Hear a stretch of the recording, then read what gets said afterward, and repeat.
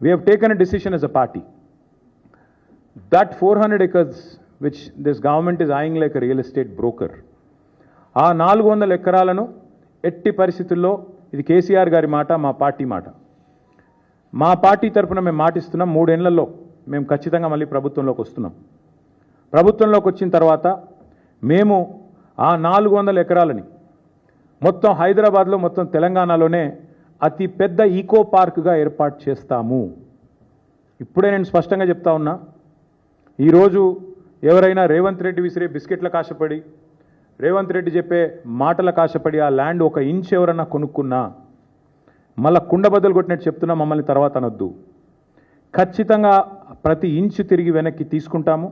ఒక అద్భుతమైన eco park, ఎట్లా అయితే ఒక సెంట్రల్ పార్క్ ఉంటుందో మ్యాన్హాటన్లో, ఆ స్థాయిలో ఒక అద్భుతమైన ఈకో పార్కును హైదరాబాద్ ప్రజలకి గిఫ్ట్గా అందిస్తాము. అటు సెంట్రల్ యూనివర్సిటీ విద్యార్థులకు ఆ గిఫ్ట్గా ఉంటుంది, హైదరాబాద్ ప్రజలకు కూడా ఇది ఒక గిఫ్ట్గా ఇస్తాము. ఇది మా కమిట్మెంట్, ఇది మా బాధ్యత.